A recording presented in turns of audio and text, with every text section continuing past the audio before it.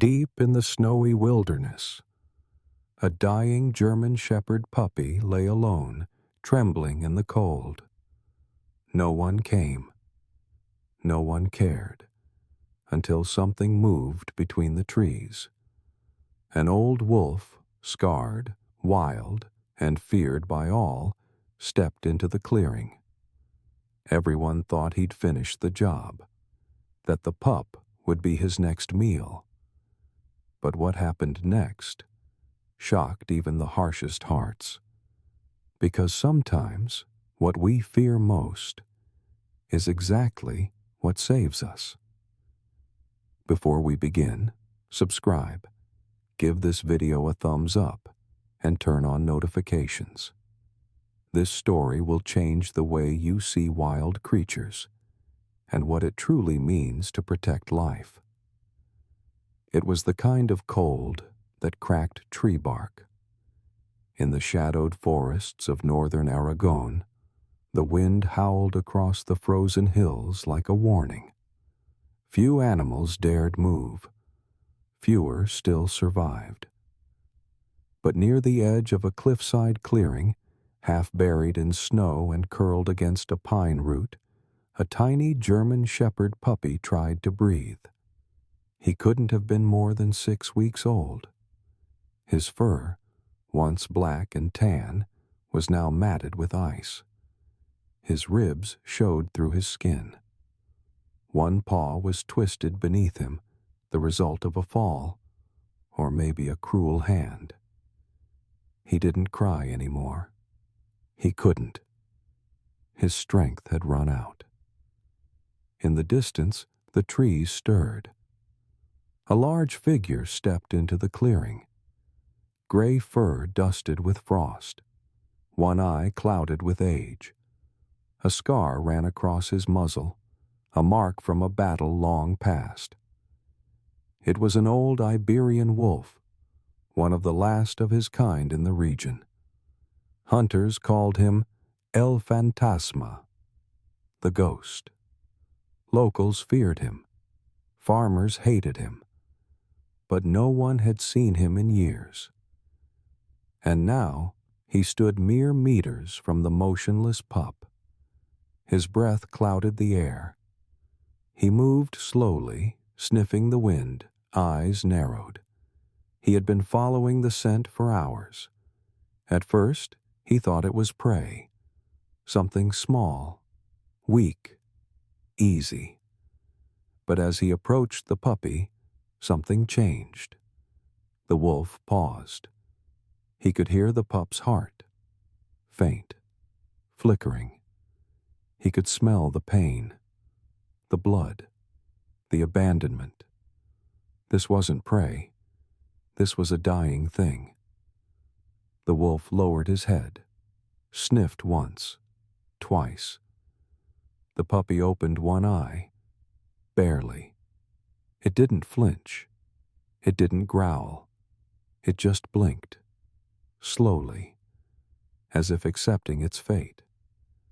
And then, the impossible happened. The wolf lay down, right beside the pup, his body curled gently, protectively, around the tiny frame. He didn't bare his teeth, didn't snarl. He simply lay there, chest rising and falling, allowing his warmth to pass into the pup's frozen body. The forest fell silent. For hours, they didn't move. Later that night, it snowed again. The wolf stayed. When the wind howled, he raised his head and scanned the dark. When the pup whimpered, he shifted closer, placing his snout near the pup's ear, and slowly, almost invisibly, the puppy's tail twitched. A heartbeat, a breath, life choosing not to leave. No one saw it happen. There were no cameras, no humans nearby, just nature, harsh and unforgiving, and two creatures no one thought would meet without blood being shed. But that night, El Fantasma didn't take a life. He gave one back, and the little shepherd, who should have died alone, had found something he never expected: a protector. By morning, the snow had stopped. The sky turned pale blue, streaked with gold where the sun tried to push through the winter haze. In the clearing, two shapes remained curled together, one massive and still, the other fragile and just barely breathing. The wolf stirred first. He rose slowly, muscles stiff from the cold. His joints cracked as he stood, and he stretched once before turning to look at the puppy who had not moved. But he was alive. His tiny chest rose and fell in rhythm now. The shivers had stopped. His nose twitched weakly at the scent of the wolf's fur. The wolf sniffed the pup again, licked the frost off his ears. Then he did something unusual. He left. Not far, just beyond the trees. He trotted with purpose, weaving through familiar terrain, nose close to the ground. Eventually, he returned carrying something in his jaws, the fresh, still warm remains of a rabbit. He dropped it in front of the pup and sat. The puppy didn't eat, but the scent woke something inside him. His mouth moved, his tongue flicked. The wolf tore a strip of meat and nudged it toward him. After a few failed attempts, the puppy chewed a small piece, then another. Not enough for strength, but enough for hope. Days passed. Each morning the wolf returned with food. Each night he lay beside the pup, guarding him from foxes, eagles, and the deeper cold. He did not leave him alone for long. He taught the pup to drink from a stream, nudging him, lifting him by the scruff when he was too weak to walk. The puppy began to stand, then stumble, then follow. It was slow, but life was returning. The pup didn't know what to call the creature who saved him. He didn't know that wolves and dogs were supposed to be enemies. All he knew was warmth, food, and the steady heartbeat beside him every night. He began to mimic the wolf's movements, the way he sat, the way he sniffed the wind, the way he moved low through brush. They never played. There were no wagging tails. But something passed between them, a mutual understanding. Neither had a pack, neither had a home. And in the absence of both, they had each other. The pup still limped. His back leg dragged slightly, but he kept going. The wolf watched him quietly. Every twitch, every breath. Not a father, not a friend. Something older, deeper. The forest had a new rhythm now, a new pair of tracks in the snow. And though no one knew it yet, those tracks would lead somewhere no one could have predicted. By the second week, the pup was walking short distances, still limping, still slow, but determined. He followed the old wolf through the forest, mimicking his gait, stopping when he stopped, drinking when he drank. They had no names for each other, just movement, survival, silence. But something had changed in the pup's eyes. He was looking for more. One morning, as the wolf guided them toward a creek, the pup froze. His nose twitched violently. He turned his head, nostrils wide, body alert. The scent wasn't animal. It was smoke. And something else. Human. The wolf growled low in his throat. His hackles rose. He turned toward the pup, expecting him to retreat. But the pup took a step forward, then another. The wolf hesitated, then followed. They crept through the underbrush until they reached the edge of a wide open path, a fire road cut years ago to slow forest fires, and across it, on a distant hill, stood a cabin. Smoke curled from the chimney. A red truck was parked outside. A woodpile leaned against the wall. Two voices echoed faintly through the trees. Human laughter. The pup stared. His body trembled, but not from fear, from recognition. There was something in that scent. Familiar. A memory flashed, brief and broken. A pair of hands, a jacket, a warm floor. And then, pain. Cold. Alone. The wolf turned, ready to disappear into the woods. But the pup didn't move. He stepped onto the fire road. The wolf growled louder now, circling in front of him, blocking his path. But the pup pushed past, dragging his weak leg, limping toward the scent he couldn't let go of. It wasn't instinct. It was something older. The wolf let out a deep, warning bark. The pup stopped, turned, and for the first time, he barked back. A weak sound, croaky, but it was his voice, and it said, "I have to know." The wolf stood frozen. His cloudy eye narrowed. Then, with a snort, he turned and disappeared into the trees. The pup limped forward alone. Halfway across the road, a man stepped out of the cabin. He squinted, then dropped the cup he was holding. "Taro?" The pup froze. The name. His name. The man ran forward, dropping to his knees in the snow. "Taro, Dios mío, it's really you." Taro didn't move at first, but then the man opened his coat, held out his arms, and Taro limped into them. It was his owner, the one who'd thought him dead after he was stolen and dumped in the forest weeks ago. The one who had searched until his feet bled, who cried when he finally gave up. Now he held the pup like a piece of himself he thought he'd lost forever. Behind them, in the shadow of the trees, the old wolf watched.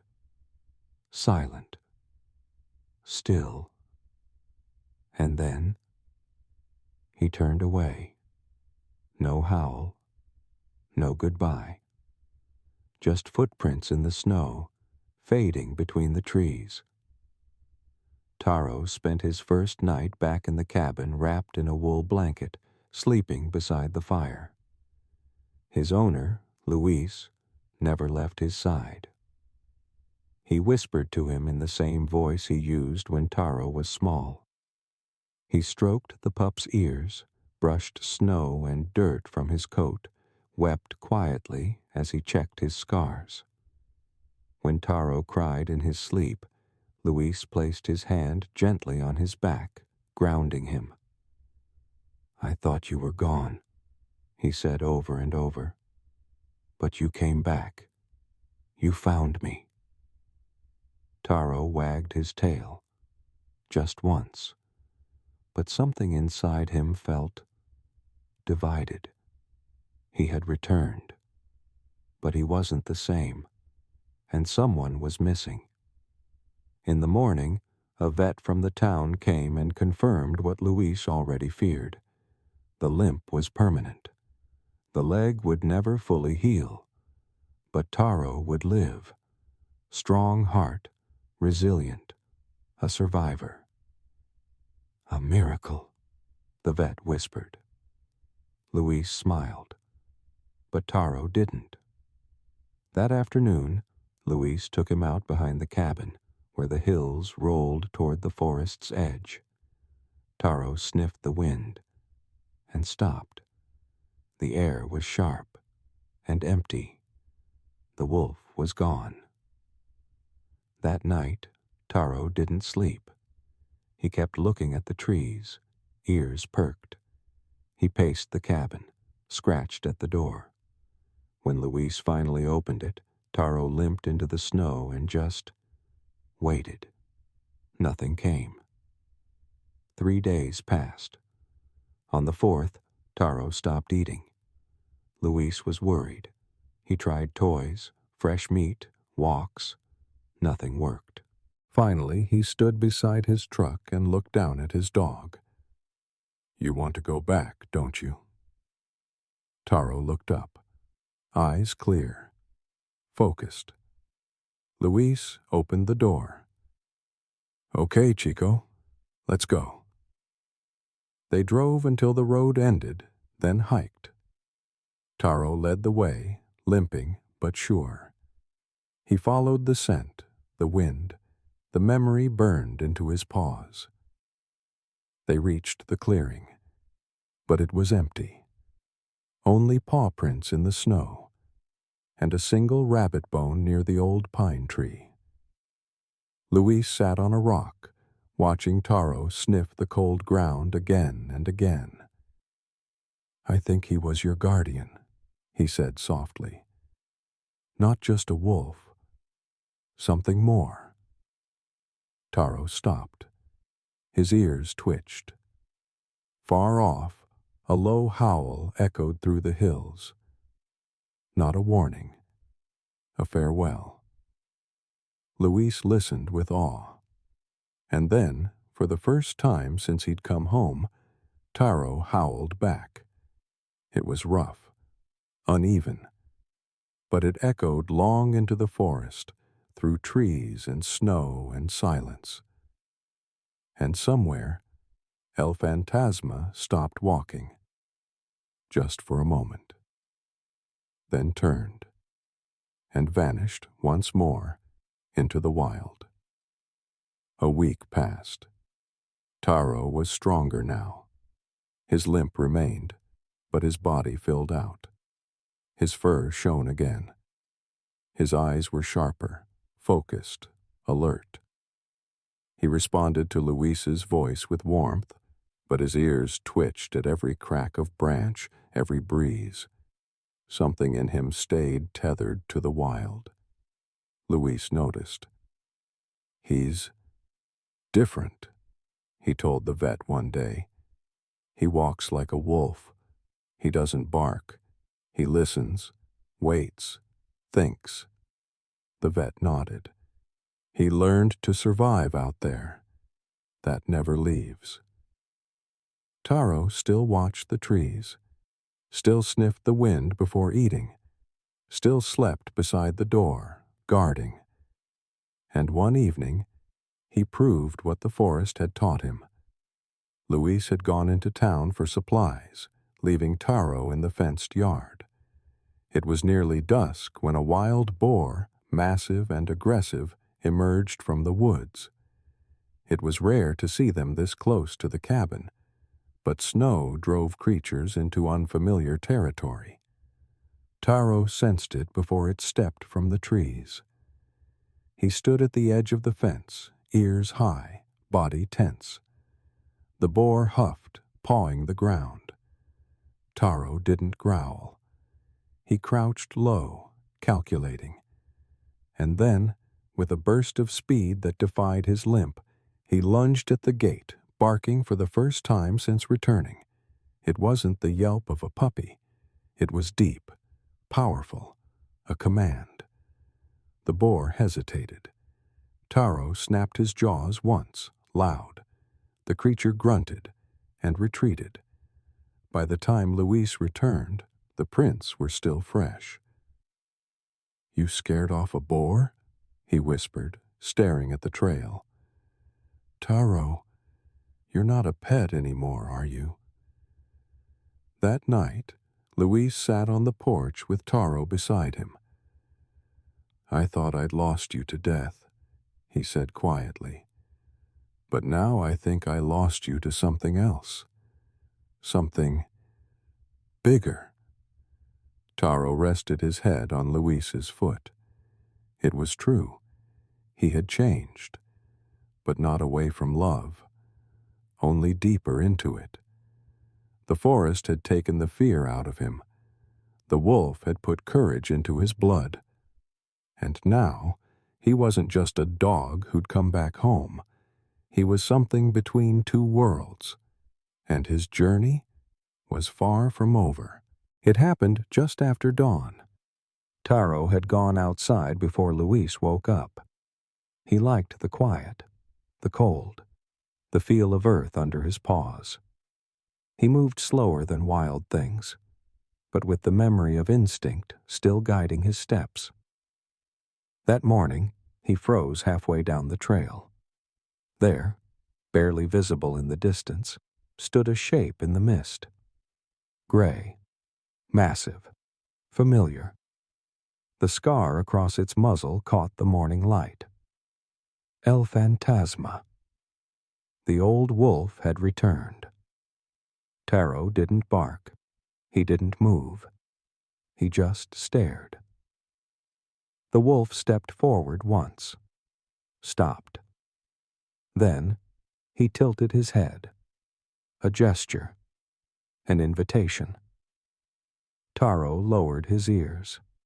He remembered everything. The warmth in the snow, the shared kills, the silence they lived inside, together. The wolf took one more step, but then Luis called out behind him. "Taro! Breakfast!" The pup turned his head, and just like that, the moment cracked. The wolf blinked, then slowly turned and walked toward the trees. Taro stood in place, torn. That night, Luis noticed something. Taro wasn't resting by the fire. He was staring at the door again, watching the woods. He hadn't eaten. Luis sat beside him, stroking his head. "He came back, didn't he?" Taro didn't react. "I saw the prints, just like before." Luis sighed. "If you want to go, Chico, I won't stop you." Taro licked his hand, but didn't move. 2 days passed. Then something changed. Luis got sick. At first it was just a cough, then fever, then weakness. He collapsed on the porch trying to fetch firewood. Taro dragged a blanket to him, barked until a hiker passing by heard and called for help. The ambulance came. Luis recovered. Barely. But he wouldn't have made it without Taro's warning. Later, lying in the hospital bed, he whispered, "You didn't go. You stayed." Taro rested his chin on the edge of the bed, because now he understood. The wolf had saved him. But Luis was the reason he kept living. That night, Taro howled once into the cold air from the hospital window, a long, low note. And in the forest far beyond, the old wolf stopped once more, then raised his head, and answered. Spring came late to the mountains, but when it did, the forest changed fast. Snow melted into streams. Pines dropped their old needles. The sky stretched wider, brighter. Taro now walked beside Luis every day. Slowly, proudly. His limp remained, but it didn't hold him back. Not anymore. Children in the village knew his name. "Es el perro del lobo," they whispered. The wolf's dog. They had seen the photos, the prints in the snow. The story had spread far beyond Aragon.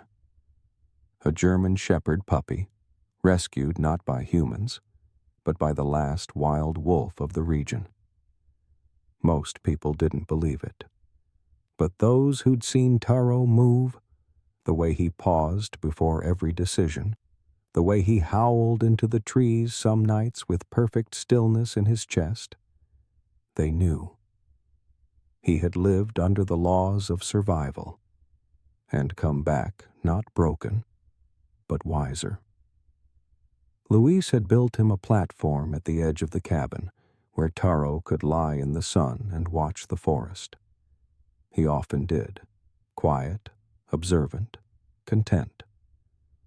One afternoon, Luis joined him, setting 2 mugs on the floor. "One with tea," he said, grinning. "One with chicken broth. Guess which is yours?" Taro didn't move. His eyes were locked on the woods. "Still waiting for him?" Luis asked. A moment passed. Taro lowered his head onto his paws. He wasn't waiting anymore. But he remembered. Every scent, every breath shared in the snow. And somehow, he knew. The old wolf wasn't alive much longer. Age doesn't ask permission. But what he left behind still lived. Not just in Taro's blood, but in his silence, in his courage, in his choice to love again. That evening, Taro stood at the edge of the forest. He tilted his head to the wind, then lifted his snout and howled, one final time. The kind of howl that's not a call, but a thank you, a farewell. And across the forest, where only trees listened, the last echo of a distant life faded gently into the wind. Taro turned back and walked toward the home that had always waited for him.